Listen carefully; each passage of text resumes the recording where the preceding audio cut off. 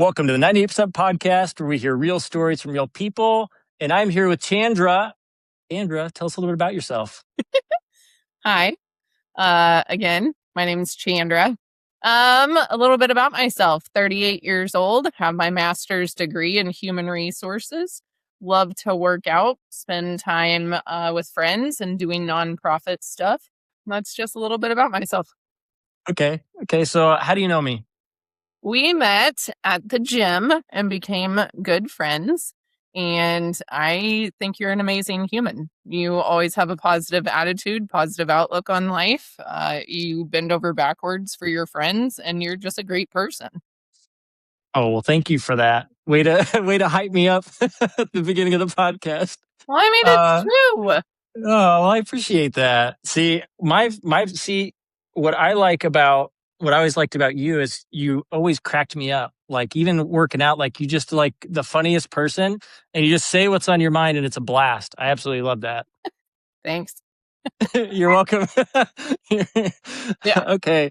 So if this is your first time tuning into the podcast, those of you out there, what we do is I give the guest a series of questions. They've had time to look through them, come up with their best answers. And we're just going to go through those one by one. And hopefully, her story resonates with you all. And without further ado, we will get started. So we'll start at the beginning. So what was growing up like for you? Ooh, we go straight into the hard one. Mm-hmm. Growing up actually was heaven and hell. Um, I would say 50% was amazing. I was absolutely loved as a kid, no questions asked.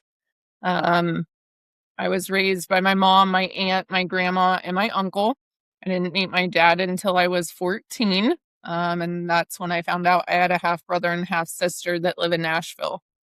Um, the heaven part is I always had everything I needed. We always went on family vacations. Just the love was amazing. My aunt was handicapped, so I became an adult at a very young age, but it also got me into the nonprofit space that I love and just taking care of people. The hell part is my mom is and was a hoarder. So growing up, living with her and only her, was a lot. Not being able to have friends over because of how the house was, the smells, the clutter, living in a trailer. I mean, all of that taken into account affected me as a child, and it still affects me today. Been through therapy. I have a relationship with my mom, but it's very, I'm an adult, still dealing with a child per se. So instead of, giving gifts on holidays, we do activities because hoarding is its own disease that people don't understand, and I still don't understand it. I don't have the patience for it. But the older I get, the more I try to, because I know my time with my mom is limited. So just this past year, I took her on her first vacation since 2016.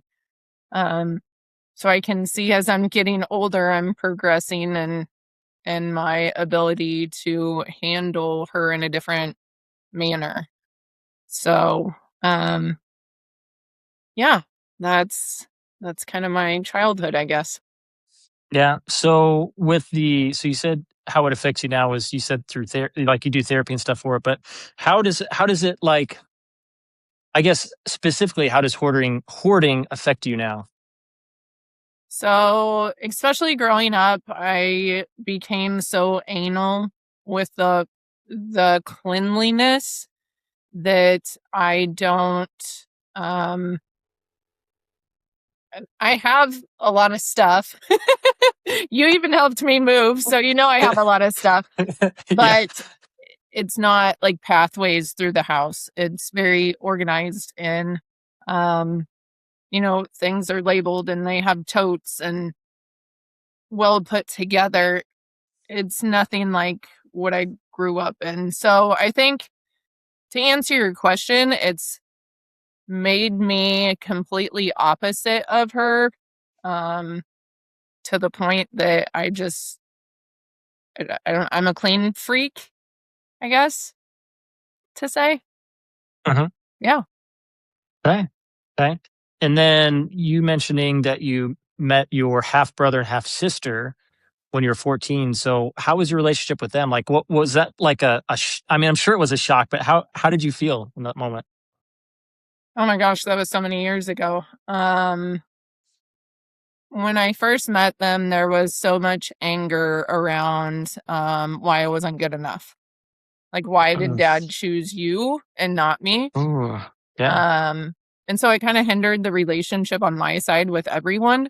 But when our dad passed in 2018, it actually brought us all together closer to the point that I'll fly out there twice a year. My sister comes here once a year. We talk probably every 2 weeks. It's actually been amazing. Not that he passed away, but just how the relationship has formed. Yeah. Okay. And then, so that was kind of like your childhood, but let's fast forward a little bit. So how was like, did you do sports in high school? What did you do in college? Like, let's follow this path. So again, my aunt was like my mom, and my mom was like my friend. So, high school, I did everything: basketball, softball, I tried volleyball. I was even the mascot. I was on the dance team. I attempted track. I am not a runner.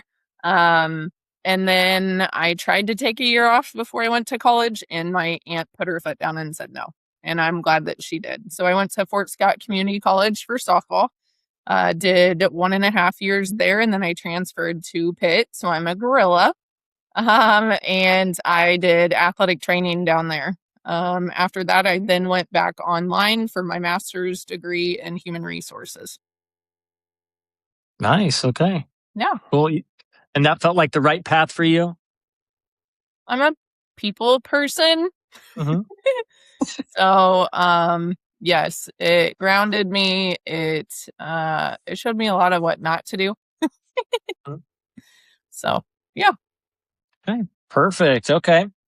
So you ready for the next question? I got my notes. Okay. So this one's one of my favorites because I love where we go with these because this is the deep one. So what's the biggest struggle that you've made it through? Oh, wow, you're not going in order. Not yeah, I need to fix that. I Oh never go boy. in. Okay. I have my regular order here that I always follow, but it's different than what I sent you. Thanks. You're welcome. Okay. My biggest struggle, um, and this is something I don't really talk about a lot either. So hoarding, I don't really tell a lot of people about my childhood and hoarding. The older I get, the more it's becoming fine. But another thing I don't really talk about a lot was my injury.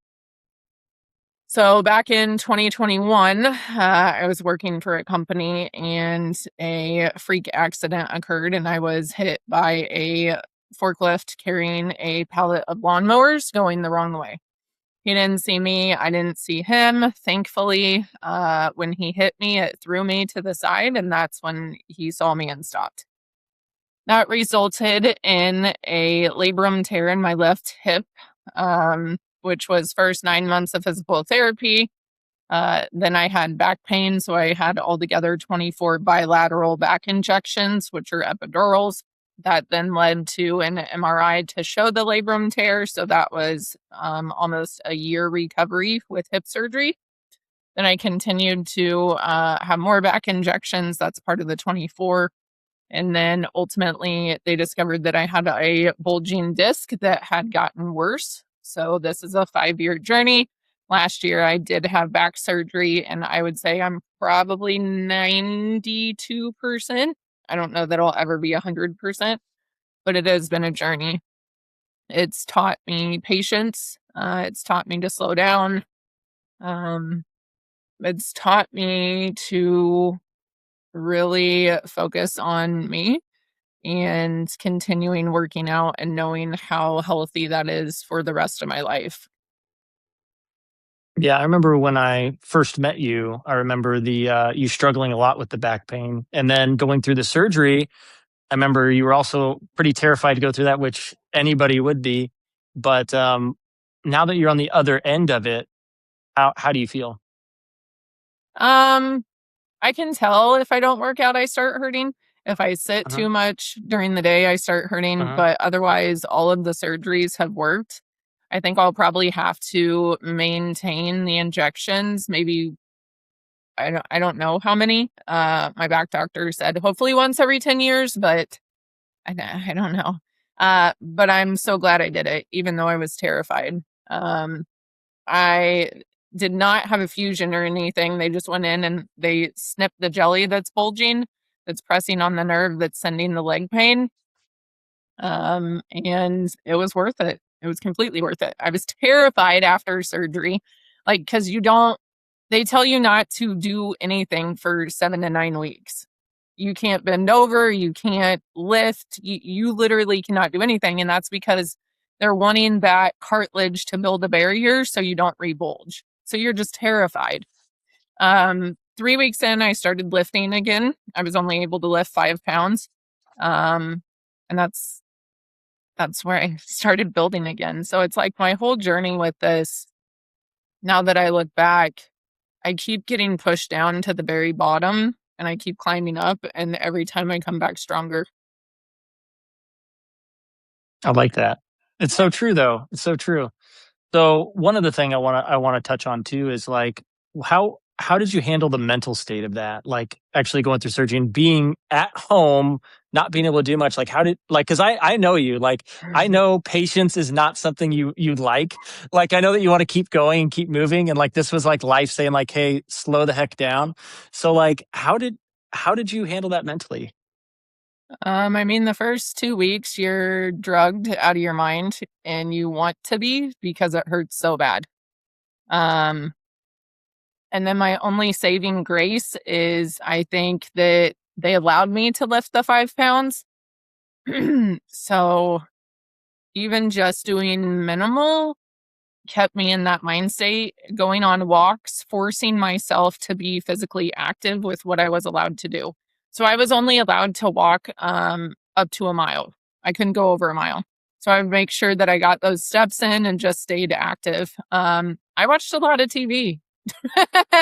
So like I don't know what's the what was the big one that just occurred, the country, Montana. I don't even know. I don't know. Oh my, everyone on this podcast is going to be like, how do you not know? I Um, know that's how it is. I don't watch TV, so I don't know what's going on. I watched seasons, like just Oh. binge watching because you can't do anything. Yeah, yeah. So, but also surgery changed me, with my taste buds. Like barbecue doesn't taste good anymore. Um, Hmm. yeah. And there was Why do some, you think? Why do you think that is? so I experienced, I don't know if it's the anesthesia or what, but my hip surgery, I also experienced a similar thing. It eventually faded, but currently, garlic and barbecue I can't do. Mm, hmm And that that's sucks interesting. because I love barbecue. Yeah, now you just have to eat spicy Indian food to help with the taste buds, huh? Hey, Korma Sutra. Yeah, and people have no idea what that is. That's an Indian restaurant with a funny name. Um, but Yeah. but let's see. Oh, yeah. So that reminded me of so when I first had COVID back in I think 2021, I lost my taste buds and smell for a year. Oh, wow. It was wild. So, and it's fun. Bad thing is my palate is pretty basic as is. So I didn't even notice I didn't have my taste buds for a few days. I was eating like steak and stuff and not really thinking of it. And it wasn't. I was married at the time. It wasn't until my ex was like, "Here, smell this real quick," and it was like an essential oil. Can you smell it? I was like, "I can't smell it." She's like, "I can't either." And I just started realizing like, "Oh my gosh." I've lost had I haven't had taste buds for Oh a my while. gosh. And it was so bad that we got to the point where like we would only talk about textures. Like the texture of this meal is very good. Like you couldn't taste anything. It Wow. was wild. And it came back incrementally, like over time. But yeah, it was probably a year or so before I actually noticed that I'm like, I can taste that. And when I got back, like I could, like there were certain flavors that were different when it all came back too. Like soda, I couldn't do soda. Everything tasted real chemically. Besides like root beer, for some reason, still tasted like root beer. Like just weird stuff. So interesting. The body's fascinating. I don't get it. Yeah, I don't at all. Okay, here we go. Ready for the next question? Out of order. It's going to be out of order. Are you ready? So, what are you currently going through that's positive or negative? Let me find it in my notes. Okay. So, in December, I found out a bunch of stuff, and it all kicked off in January. So, I moved into a house out of a townhome, which is huge and awesome. I finished physical therapy and I'm completely released, which is number 2. And number 3, I got my dream job. You classify this as your dream job? This is your dream job? Yep. You didn't tell me that. Yep. Okay. Well, that's exciting. It's everything Okay. I want. It's everything I've done for the most part in the past. And it's just awesome. Like, it's surreal that I'm in this situation. So how is that feeling knowing that you just had like a year ago things were a lot different? Like how do you justify that now? Because it's like complete night and day, right? Completely. And I don't know if I'm the only person like this, but I feel like people go through life always trying to reach a certain sweet spot. And it took me until I was 38 to finally feel like I made it in life, if that makes sense. Uh, And I think that turning point was just the career, the house, the health, like everything. It just, I don't know. I feel like I'm on top of the world. I can't explain it. well, that's a good feeling to have. It's crazy. Did you ever hit that sweet spot? Yeah, I mean, kinda. I mean, I feel like mine's been like a gradual like this, like kind of my whole life it feels like. I mean, I had some dips, of course, but I feel like it's always getting better and better. And I feel like right now, like 90% of the things in my life are like perfect. Like this is great. I love everything I do. There's just like a small percentage of things that I want that I don't have yet, and that'll come with time. Okay, like what? Like what? Yeah, what's a small thing you want that you don't have yet? I don't think it's a small thing. Well, I want a long-term relationship again. So that's kind of the thing, is finding that person, I guess, just to, spend life with. I So want a that's kind sports of, car. yes, that's quite a bit different, but okay. There we go. I mean, I think we all want, Uh, someone to fall in eh, love with and spend the rest of our life. mhm. But at the end of the day, when we don't have that, let's just go fast. I mean, you don't need a sports car. You Yes, I absolutely do. don't. No, you And don't. guess what color it's gonna be? Red. No. Why did you look at me like that? Am I Do you supposed to be not know surprised? me? Green? Wow. Like, Ricky, no. what is my favorite color? What is it, pink? Yellow, buddy. Yellow. I forgot that. I forgot that it was yellow. Hmm. Hmm. Okay. Yellow sports car. Yeah, you looked at me like I should know this. I feel like I usually remember things well, but that escaped me apparently. Close. Yeah. Okay, cool. I have Okay. no idea what your favorite color is, so very even. Okay, take a guess. Green, Nope. blue, Nope. black. Yes, nailed it. Ah. Mm-hmm. Yeah, I just love something about black. I like black. Same. Okay. Next question. Okay, so who has changed your life that doesn't know it? Ooh, so I have 3, and I think it's kind of interesting. Okay. I would say the first one is my aunt, which she has passed. She passed in 2018 also, so that was a very rough year for me. Um, and I hope that she knew, I want to say that she knew, which it's hard for me because she was my everything. But she would be my number one just because, she was handicapped. She only had one leg. She only weighed 88 pounds her entire life. And that woman worked until the very end. Like, she never made any excuse. She was in pain. She pushed through. And that's where I think I get my fight from, is remembering everything she did and just pushing. Like, I'm fully capable. There's no reason why I can't. Yeah. No. That's special. Okay. The second one would probably be someone who changed my life and doesn't know it. All of my exes that I've ever dated. Oh, yeah? How so? Because I think each long-term relationship we're in, we take a piece, good and bad, and, mold it into what we want to be and what we don't want out of life and out of a person. So they become lessons, and we learn from them and we grow. And that's a big one, I think, because, you spend all your free time with those people. So, and then lastly, myself. Okay. Um, I decided to stop drinking 2 years ago, which I'm not an alcoholic by any means, but it was a problem. And just the choices I've made along the way. I just keep showing up, and it's changed my entire life. There's no giving up. And again, that comes from my aunt. She never gave up.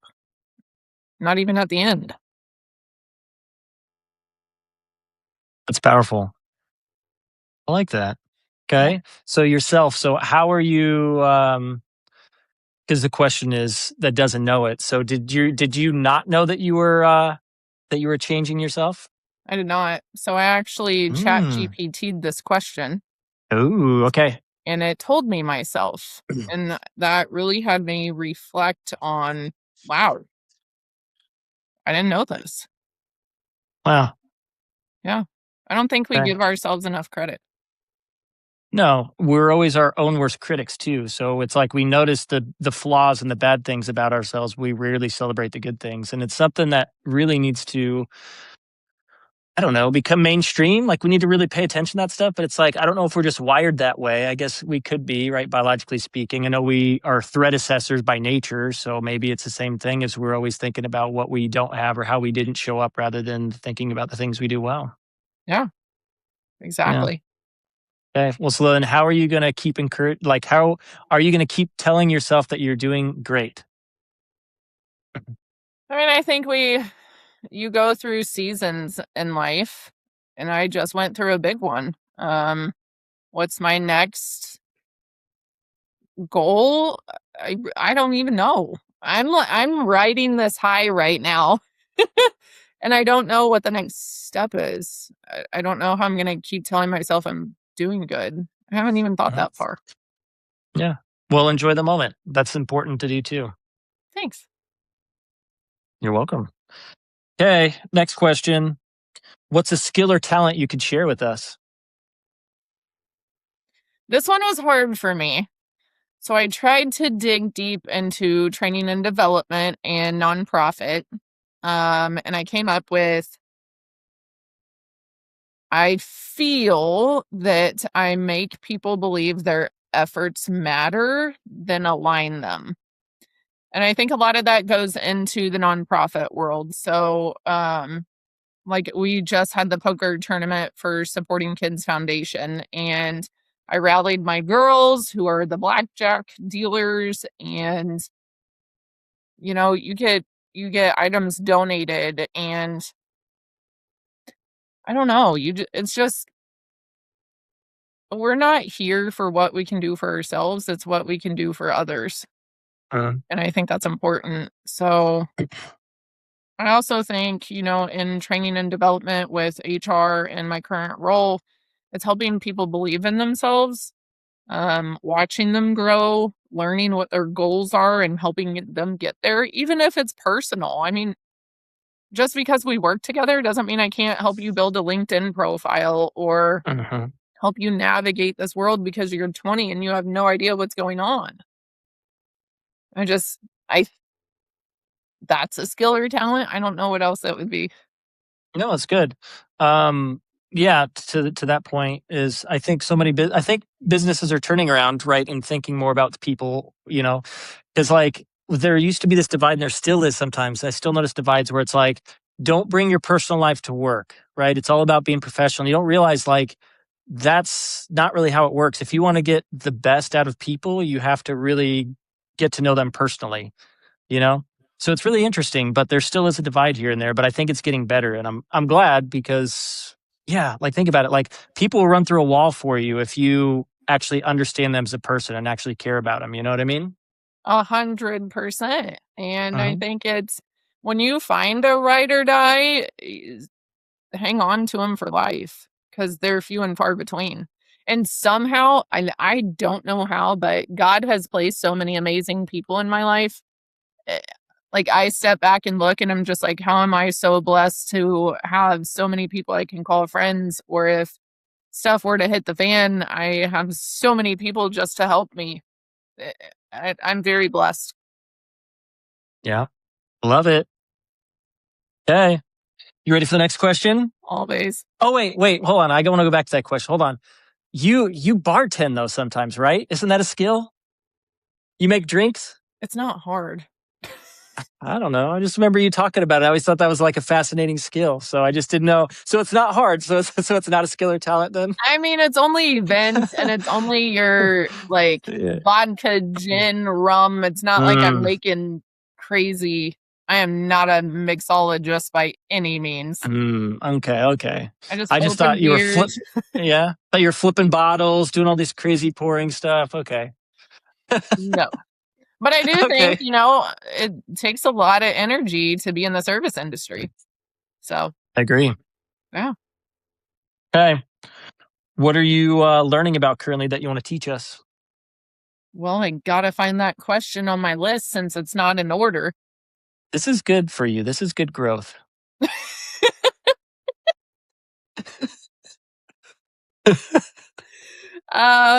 Two things. So, hormone therapy replacement.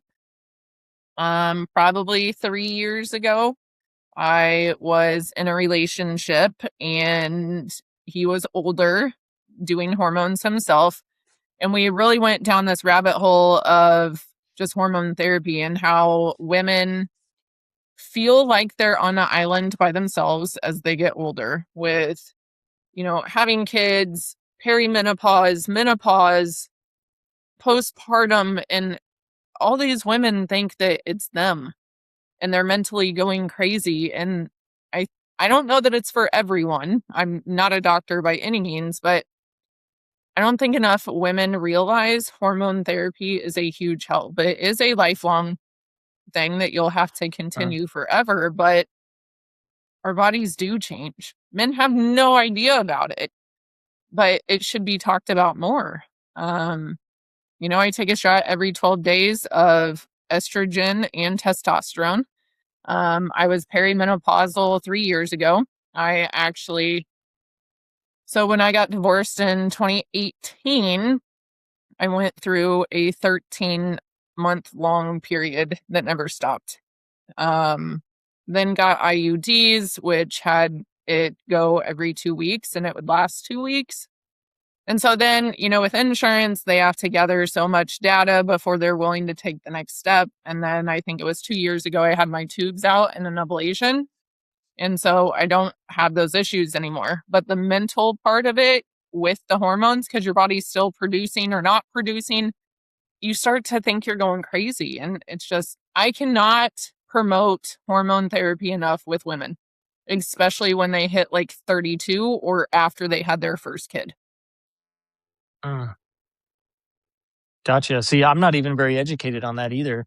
Like I remember you talking about it because I know that that's something you do, and I remember you always telling me that like you'll be able to tell, you know.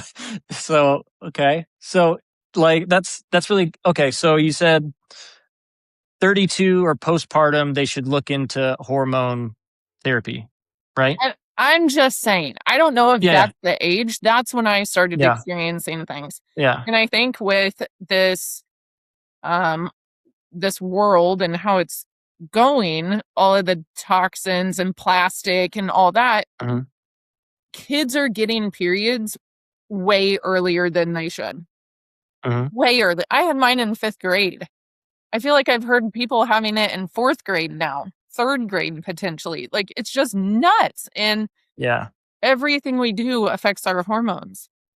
Yep. So I mean, I just think that you should talk to and you can't even talk to a doctor about it. You have to find a specialist because insurance does not cover hormone therapy. It's out of pocket.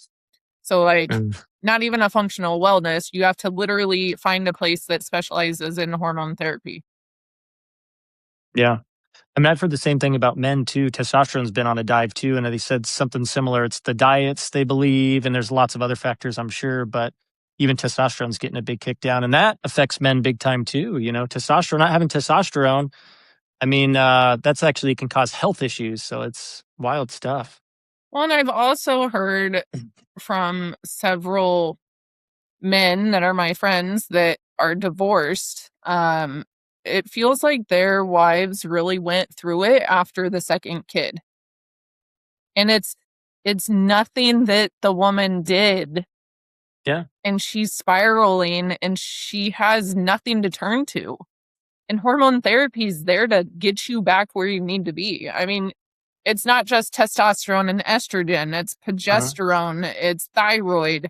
I mean, you can test for a whole conglomerate of things and know that you're not going crazy. You can be fixed. Now, don't get me wrong, some people are crazy and that can't be fixed, but for the most part, hopefully you can. Yeah. And that's got to be very good to hear that you're not crazy. I've never experienced anything like that. I've just seen the families be torn apart. Um, Yeah. and it's awful. Yeah. It's completely not talked about enough.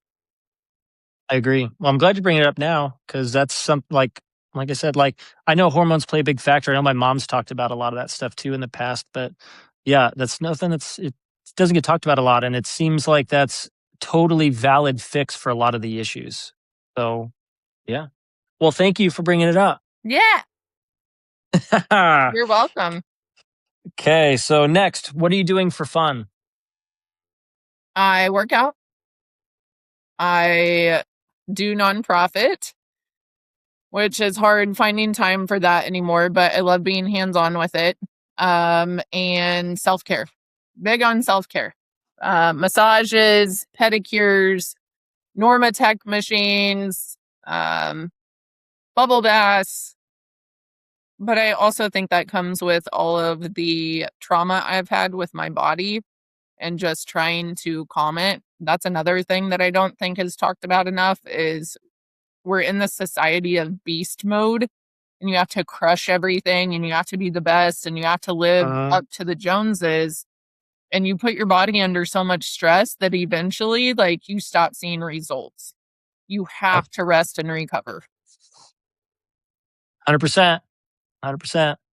I see it all the time and I see people get I mean, even like their identity caught up in what they do. Like, and I'm guilty of that in the past too. And it's like one of those things like you have to make time to rest. Otherwise, your body will make you rest, either being sick or maybe it's even hormones, right? Just stuff happens that's just going to stall you, right? And then I think too is like a lot of us get our worth from that too. And I don't know if it's just because our society here or what, but there's so much more. And that's something I had to learn too is like it's okay to not do anything today. No. And that was hard because it's like, I didn't realize how much that it's like, I have to be doing, or I feel like I am not accomplishing life or I'm not doing, you know what I mean? Like, and it's like, so to actually practice this was a few years ago, like actually sitting there and being like, actually like sad and frustrated, just kind of like sitting there to yourself, you know, like not doing anything. And it's like, but it's like, it's progress. It's progress. And you got to get to that. You got to find that balance. And that's the important part. It's so crazy because, our parents would say, or we always heard growing up, like, I wish I knew then what I know now. Mhm. And the older we get, the more we learn. And I'm just like, why couldn't I know all this in my 20s? Part of the journey. I know. I know. Okay. So let's see. Ooh, we got a lot of good stuff coming up. Okay. So we talked about a lot of topics today. So this is one of my favorite parts too, is if you were to write a story about your life from when you were born to now, what would that story be called? Built, not broken. Why? Um, because I don't get rescued. I rebuild. I lead. I get knocked down. I recalibrate and I keep moving forward. Okay. Built, not broken. I like that. I feel like it's really fitting too. Very fitting. Yeah. Yeah. Okay. I dig it. Okay. Yeah. So now let's see. Okay. We have two things left. So this one is just kind of like your 15 minutes of fame. Oh So boy. this is your part of the podcast where you can share anything you want. Socials, we can talk about other topics if you want. You can promote any businesses, whatever you want to do. This is just your time. I don't even know. I don't know. You can find me on Instagram, Facebook, and LinkedIn. I'm not a huge influencer by any means. I'm just an average. I don't know that I would call myself average, but I just do my thing. I'm not out to um build a reputation around followers. I just post what I want when I want. Um I don't know what else to share. I mean, if that's what you want, just give them your socials. That's fine. That's all we have to do if that's what you want. I mean, what do other people share? Sometimes people have little side hustles or businesses they like to promote.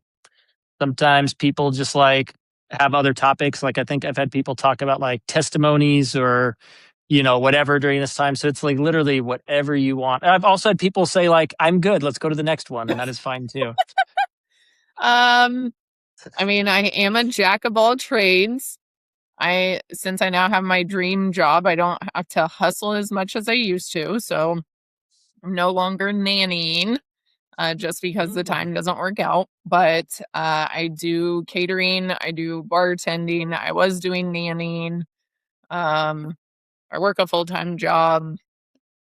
I don't know. I stay busy. And again, as long as I can remember, I've always been the busybody. I never took time for myself. And now it's like with the hip surgery and the back surgery, I I don't want to go all the time anymore. I can't do turn and burn trips. So, when you used to leave on a Friday after work so you didn't have to take vacation and then you came back Sunday night and then you woke up dead to the world Monday. I can't do those anymore. Yep. I still do those. Summertime doing Highland games to show it up to do like, I don't know. I can't remember. There was one weekend where it's like, what am I doing? Like, really, what am I doing? Yeah. It Yeah. completely throws me off though, because then you can't meal prep, you can't like laundry. I'm very regimented and scheduled and organized, and it just throws off the whole week. And it's at this point, it's not worth it anymore for me. That's why we have vacation. I'll just use it. There you go. See, that's healthy. I love that. Yeah. Okay. So this is a really cool part of the podcast that you're probably not like to plan. So this is the part where you get to answer the last guest question that they left for you, not knowing it was for you, and you get to create a question for the next guest. Okay. Are you ready for your question? No. Okay. Well, I'll give it to you anyway. Okay. Okay. Okay. So what do you believe your purpose is and how are you reaching it? I think I said it earlier, when we're not put on this earth for ourselves, we're put here to help others. And I think my purpose is to give back. Um, which stems from my aunt and growing up and just always giving, giving, giving. I think that also goes into my love language of I give everything I have for the person that I'm in love with, to the point that I stop giving to myself. And I've realized that. Um, so I think that's my purpose, is making this world better by helping those less fortunate. What was the second part? How are you reaching it? So I am involved in 2 nonprofits. Well, I'm on 2 boards. SKF, there's 4 events a year. We're not able to work directly with the kids that are affected, but by helping with those events and fundraising, it then helps them. And then SOAR, which is special needs, I'm also on that board. I joined at the end of last year, so there haven't really been any big events besides the talent show that they had. And if you've never been to a special needs fundraiser, it is something else. I think a lot of healthy, normal people are scared because they don't know how to react around someone with a disability like that.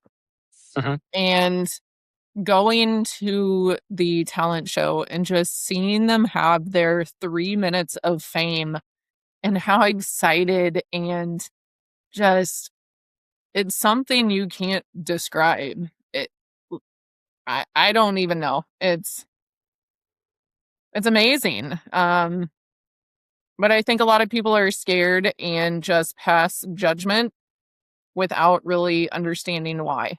I think too many people just stare, and I think there is way too much judgment in this world instead of learning or giving back. Yeah. Well, I think that's beautiful what you said about, like, I can't even imagine experiencing like a talent show like that. That would be like a special like for sure. Like that would be so awesome. It's it Yeah. You need to go to one. It like that is their entire year.